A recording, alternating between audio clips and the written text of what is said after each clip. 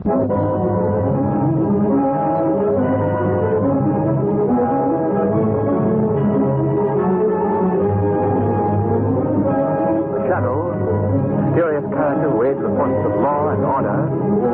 in reality Lamont Cranston, wealthy young man about town. As the shadow, Cranston is gifted with hypnotic power to cloud men's minds so that they cannot see him. Cranston's friend and companion, the lovely Margo Lane, is the only person who knows to whom the voice of the invisible shadow belongs. Today's story, The Voice of Death.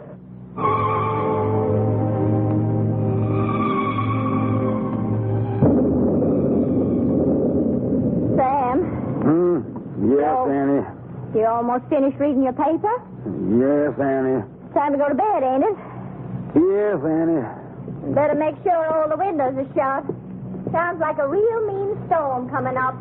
Yes, Annie. Sam. Yes, Annie. Did you hear that? What? You hear it? Sounds just like little kittens. Yeah. Well, I wonder where they come from. With the poor things outdoors on a night like this. Sam, will you go out and find them? Go on, will you? No, Annie, you don't. Just listen to them little critters. Ain't you got no heart, Sam? Oh, all right. Where's my raincoat? Well, here you are. I'll set up a little box for 'em by the fire. All right. Now, stop your crying, kittens. I'm coming. Just wait. I'll heat up a bit of milk, too. Do you see him, Sam? No, not yet. Here, kitty. Annie, I don't... Sam, what's wrong? What in the name of all Sam, what is it? Sam, what happened? Sam, blood. You're all covered with blood. Rose. Toma. Sam, how could kittens do... Sam. He's dead.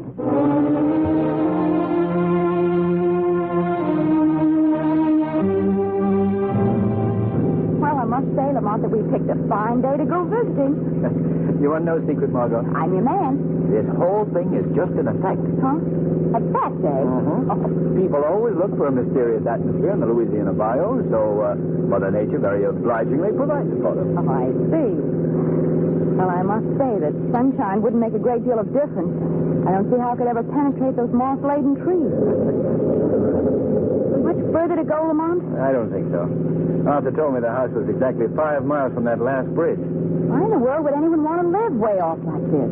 Well, the house has been in Arthur Whittington's family for many, many years, and Arthur, being a rather peculiar chap, I don't suppose it bothers him in the least. No. Well, forgive me for appearing dull, but I don't get it. Well, Margo, it's a long story. It began in college when we took a medical course together. I guess I was the only person in the whole school who really understood him. And why was that? Well, Arthur was a brilliant student, but he was also a highly sensitive lad. Always imagining that people were making fun of him, laughing at him behind his back. Was there any reason for that? Well, yes, there was. It was his voice. He had the harshest-sounding voice I'd ever heard. It cracked, it rasped, it did everything that a voice shouldn't do. Really? In fact, it was his voice that made him leave medical school. I don't follow you, Lamont. Well, it all happened one day in class. Arthur had prepared a paper, an excellent paper that he had to read aloud to the student body. Gentlemen, please. You may proceed, Mr. Whittington. Mr. Whittington, where are you going? Wait, why are you leaving the classroom? Well, he threw down his paper and walked right out of the room.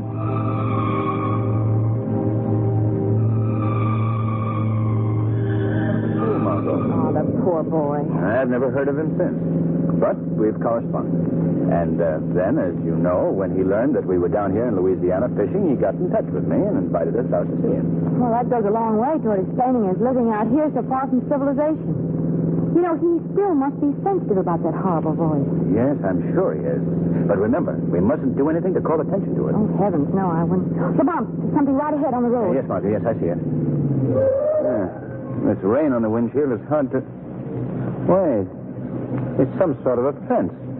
Well, it looks like we've reached the end of the line. And not a house in sight. Oh.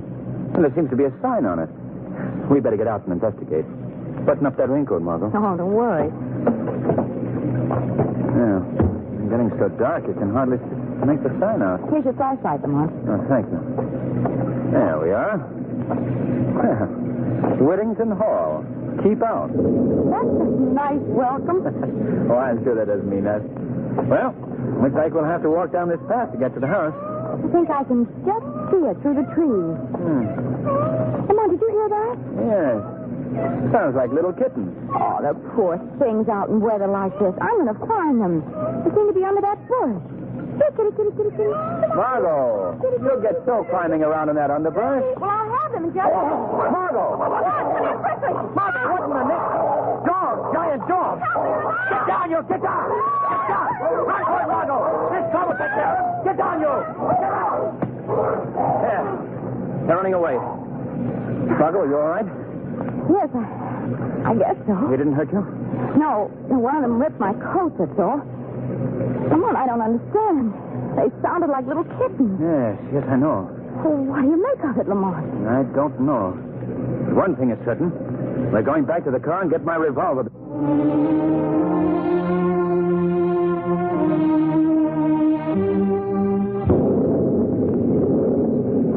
Lamont, I've never seen such an eerie-looking house in my life. The broken shutters and the crumbled stairs, those unpainted walls.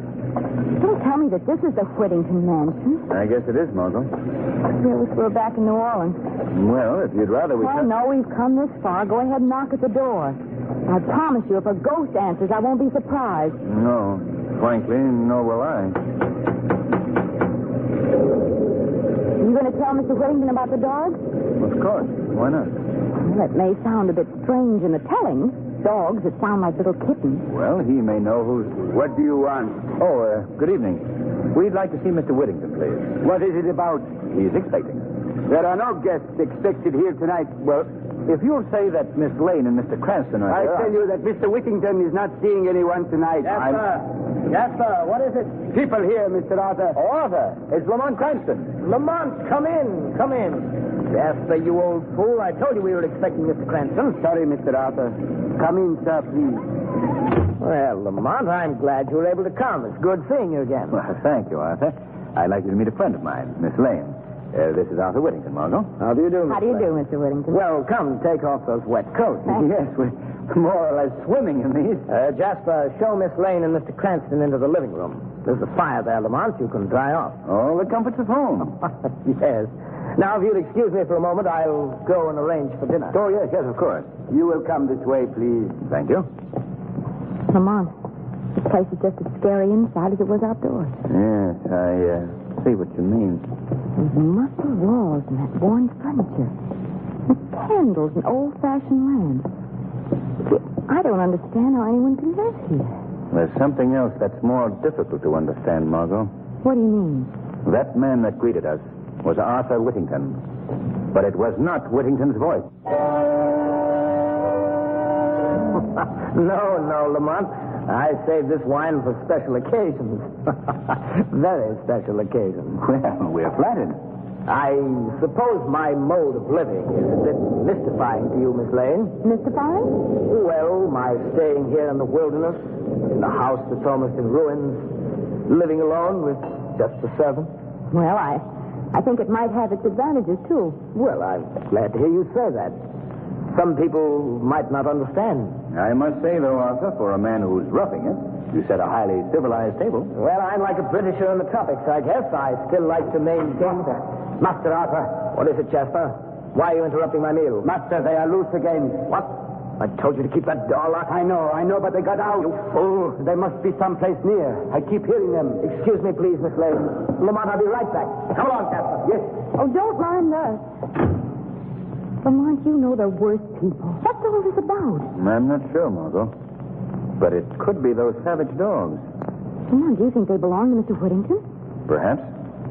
You know, I'm letting you in on a little secret.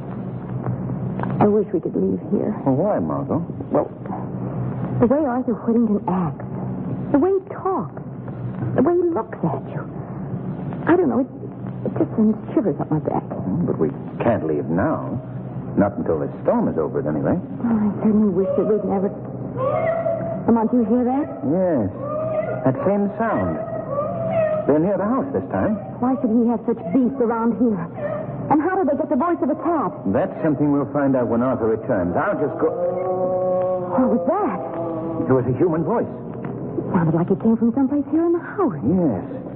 Oh, I don't like this place, Lamont. When he comes back, I think you should ask for an explanation. I think we should know about those dogs and that mining, too. Yes, when Arthur returns... I have returned, Lamont. I didn't hear you come in. What was that about my returning, Lamont? Well, Arthur, both Margo and myself are very curious to learn something about two giant dogs that we encountered on our way in here. Oh, yes? What about them? Well, we wondered just how it was possible that these huge animals had the vocal cords of tiny kittens. Oh, Lamont. I shouldn't have given you that last glass of wine. No, but it's true. I saw and heard them, too. Oh, now come, Miss Lane. I'd say your imaginations were working overtime. Who is that, Arthur? What? Oh, what are you talking about? There, hear it? That voice. Someone in this house. Arthur, we've got to... Yes, I know. Now that you've heard him, I'll have to explain his presence. Well, who is it? Why did he cry out like that? Miss Lane, that was a cousin of mine, Frank Harper.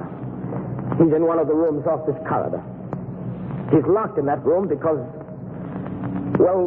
he's not right mentally. Oh.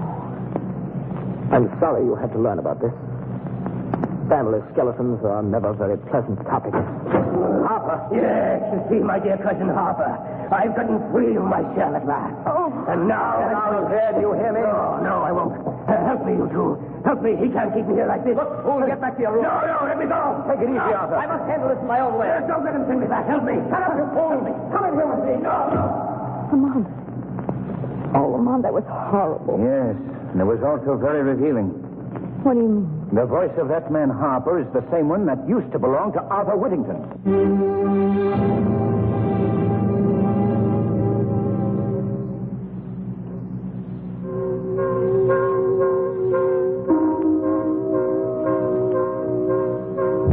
Lamont, what does all this mean? I don't know yet, Margo. Some way, somehow, that poor creature that rushed in here has been given Whittington's voice. Listen, the animals again. Yes. They're part of this thing, too. This mix-up of voices. Oh, Lamont, I wish we could leave here right now. We can't go now, Margo. Not until we learn what's behind all this. Lamont, what's happening up there? Sounds as if Harper's being beaten. Come on, Margo. We're going to that room. What are you going to do? I want to talk to that boy. Quietly, Margo. We must get down the hall without Whittington hearing us. Oh, what is he doing to him? Quiet. The room is right down here. Are you going in there? Not yet. Not until Whittington leaves. I want to talk to the boy alone.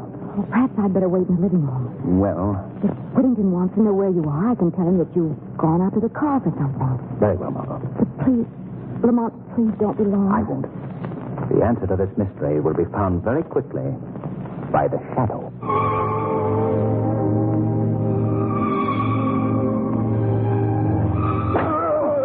That'll teach you not to go running around this house. Now you stay here and be quiet, understand? Either to obey me in the future. Good night, my dear cousin.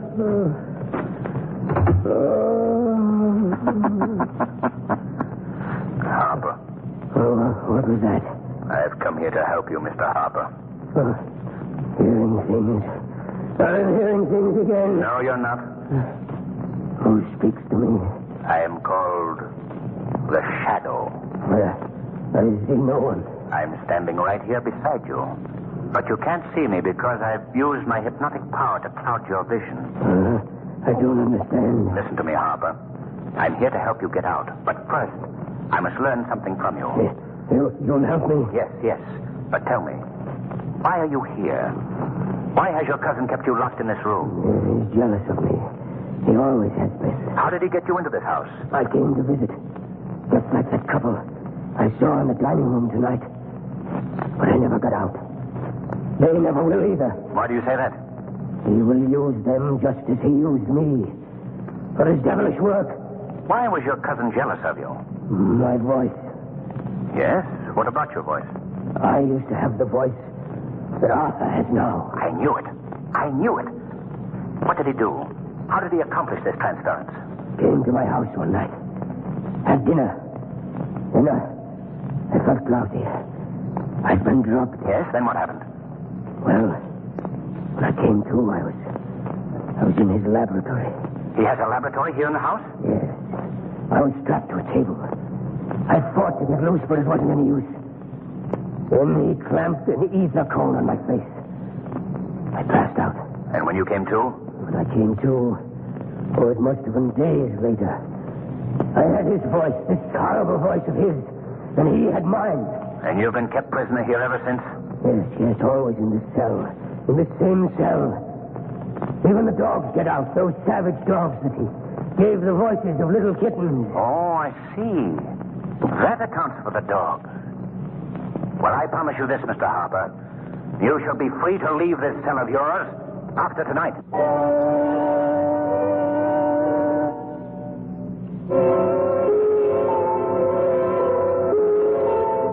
Is that you, Lamont? No? Oh. I'm sorry. Oh, Mr. Whittington. Where is Lamont? Well, he went out to the car for something. He should be right back. I see. Well, perhaps you'd like me to show you your room while we're waiting. Oh, no, thanks. That's all right. I'll wait for him. I'd rather you'd come with me now, if you will. I have several chores to perform, and I'd just like you to know where your room is. Oh, very well. Just down this hall, Miss Lane. Thank you. I think you'll be very interested in what I have to show you. This will be your room. Won't you step inside? All right. Is there a light that I can... What are you doing? I'm just making sure that no one will disturb us, Miss Lane. Why did you lock that door? You'll see. Now, we'll put on this lamp. There. What's wrong? What is this place? This is my laboratory, Miss Lane. My workshop, where I conduct my experiments. Let me out of here and unlock that door at once. I'm sorry, but you're staying here. You don't let me out. I'll call for help. Lamont will hear me. Why don't you call? Lamont! Before you continue, Miss Lane, you might be interested to learn that these walls are completely soundproof. What are you doing? Why have you got me here? You're going to help me, Miss Lane. Help you? Yes. You're going to be a party to an experiment of mine. My greatest experiment. What do you mean? You'll learn soon enough. First, I'm afraid I must strap you to this table. No! Don't keep away from me! Nothing such an obstinate fool. Don't do that! Lamont! Stop pounding on that door. Let go of me. You come with me now. Oh! On this table. No, you can't do this. There you are. Let me go. Let me go. Now, a few straps to hold you securely. Don't let me loose. There we are. Oh. Now you can struggle or scream as much as you wish. I'd particularly recommend the scream. It may be your last chance to use it. What do you mean? This experiment of mine has to do with your voice, Miss Lane. That's my work, you know. The transference of voices. What are you saying? You've already heard two of my examples. The dogs with the voices of little kittens, and my cousin Frank Harper. And it's true. What Lamont thought is true. Oh, so he guessed my secret, eh? Well, he'll never live to tell it. Oh, no. You will survive, though. But you won't be able to tell it either, Miss Lane. What are you going to do to me? I'll show you. The answer to your question is in this box. Let me open it. There we are. A cat. Yes, a cat. Have you ever seen a more beautiful cat? She's pure Persian, aren't you, girl? What has that cat got to do with me? A great deal. And giving her your vocal cords. No. No, you don't know what you're doing. You're mad. Not at all. I merely have a great hatred, Miss Lane, for the entire human race. They ruined me. Their heartless cruelty blighted my entire life. But animals, you're different. Aren't you, my little pet? No, you can't mean what you say. But I do. Lady knows that, don't you, girl? She knows that after tonight, we'll be able to converse. Be able to tell one another all the things that we've kept stored up. You can't do this. And you, Miss Lane, as befits your sex, you will have the vocal cords of a cat. No. Now I think we can proceed with these. No, keep away. Keep away. There will be no pain. This ether will take care of that. Are you ready? No, please. No, she isn't ready, Mr. Whittington. Who is that? Who spoke? I spoke to you. Who are you? I am called the Shadow. Don't try to find me. I've made myself quite invisible to your eyes. What are you doing here? Why are you interrupting my work? I've come to put an end to your work. I'm here to free that young woman. Oh, no, you won't. I'm not frightened by someone I can't even see. Put down that ether. I'm going ahead with my work. No! You may not be able to see me, Mr. Whittington, but I think you'll feel this. Why, you... Now I'm releasing this girl, and then I'm holding you until I can get the police out here. They'll be very interested in your experiments. You think you can keep me here, do you? The light, put out the light. Now, Mr. Shadow, I am invisible, too. And I'm getting out of here right now. Stop it. He's going through those cases. Come back here, Whittington. Come and get me, Shadow. Come on, Margo. He's not getting away. Here he is crossing the lawn. Evidently trying to get to our car. Look, Margo. Those two figures running after Whittington. It's the dog, the giant dog. They're chasing him, Lamont. Oh, they're tearing the pieces. Whittington, look out! Oh, Lamont, can't you do something for him? I'm concerned with doing something for you, Margo. They'll have to put them at you. Quick, back in the house. Oh, they're coming at us, Lamont. I'll never say it. All right, you stand still, Margo. Don't move. I'll take care of them.